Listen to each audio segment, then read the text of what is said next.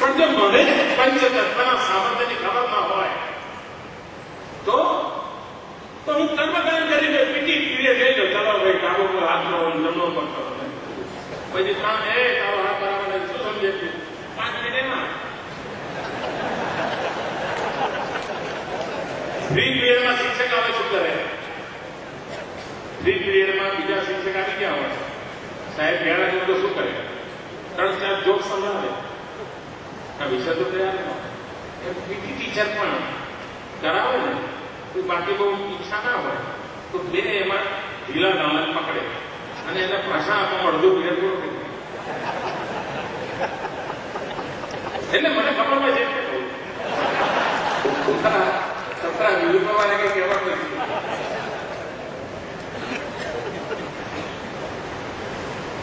મિત્રો આ લોકોની જિંદગી કોણ બદલે? અને તમે જોયું છે ખેલાડીને એક્સપોઝર બહુ મળતું હોય છે. એનામાં દુનિયાની સામે ટકવાની તાકાત આવતી હોય છે. એક વક્તા એનું ઘડતર જેટલું સર્વાંગીણ હોય છે એના કરતા એક ખેલાડીનું ઘડતર વધારે સર્વાંગીણ હોય છે.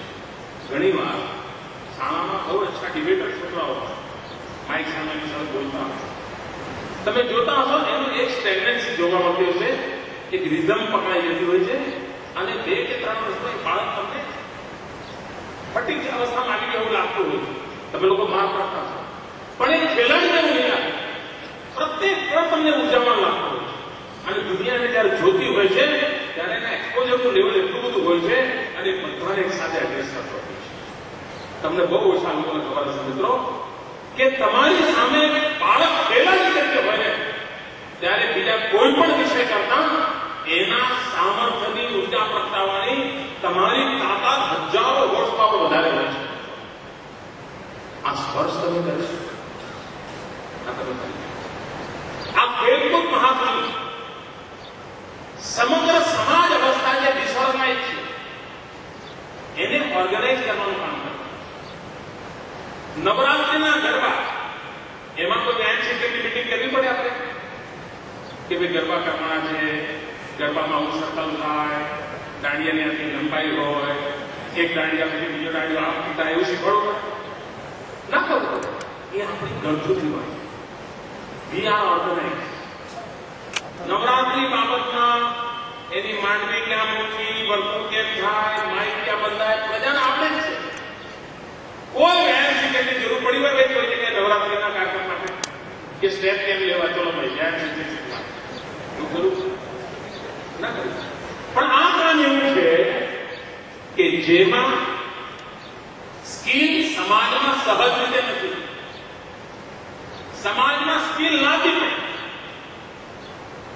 ઘણાને ખબર નહીં હોય કબડ્ડીના પાટાનું કેટલું અંતર હોય, કબડ્ડીના પાટા કેવી રીતે જોડાય, એ સ્ટાન્ડર્ડાઇઝ કેમ કરી શકે? વોલીબોલ હોય તેની વ્યવસ્થા સ્ટાન્ડર્ડાઇઝ કેમ કરી શકે? રમવાની પદ્ધતિઓ સ્ટાન્ડર્ડાઇઝ કેમ કરી શકે? અને આ કામ માટે સમાજને જોડવા માટે મારો વ્યાયામ શિક્ષક એક ઉદ્દીપક છે, એક કેટલીક એજન્ટ છે, એ ઓર્ગેનાઇઝર છે, એ ઇન્સ્પિરેશન છે.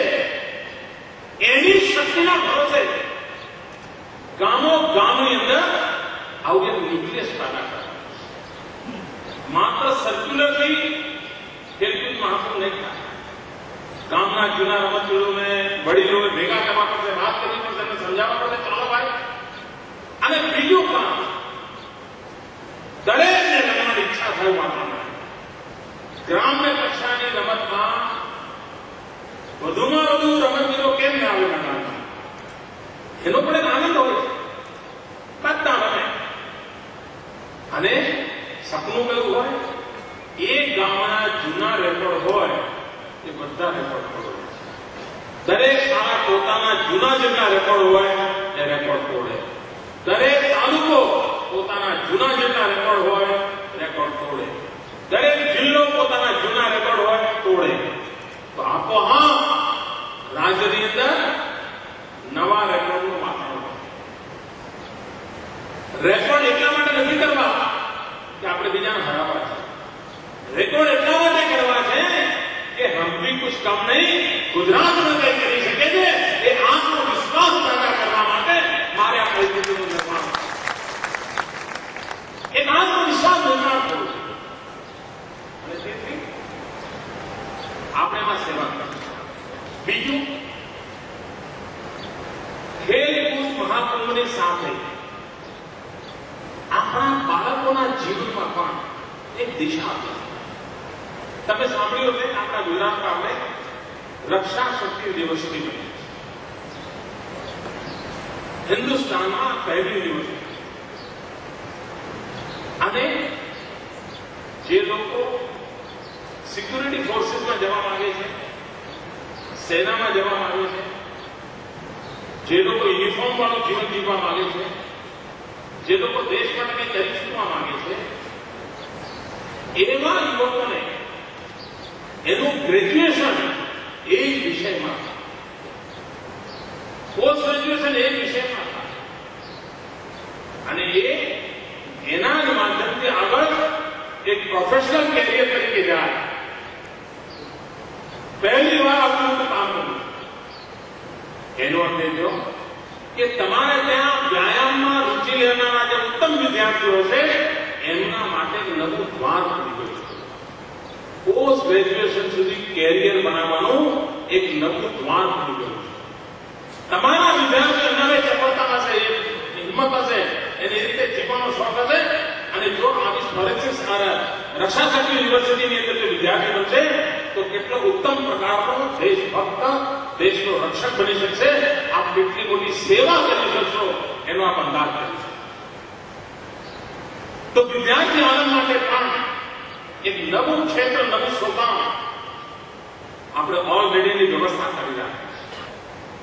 એને કેવી રીતે લિંક કરવી એ જો અમારા વ્યાયામ શિક્ષક મિત્રો સહેજમાં ધ્યાન આપે તો રક્ષા શક્તિ યુનિવર્સિટી તરફ વિદ્યાર્થીઓનો પ્રવાસ શરૂ થશે.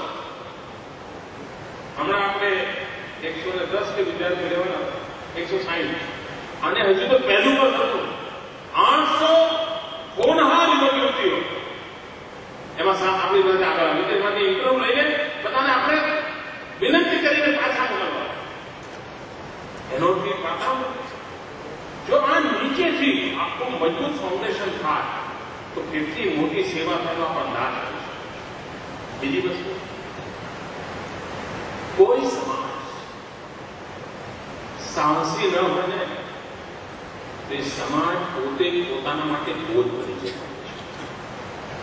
હવે યુદ્ધો તો થવાના નથી, કોઈ રાજા મહારાજા આક્રમણ કરવાના નથી, હવે કંઈક તલવારો લઈને ઘોડા લઈને નીકળવાના નથી. તો પછી સાહસ વગરની જિંદગીનું શું? સાહસ આવશે રમતના મેદાન. રમતનું મેદાન સાહસિક. એ જ રીતે રમતનું મેદાન લીડરશીપના ગુણ આપે છે.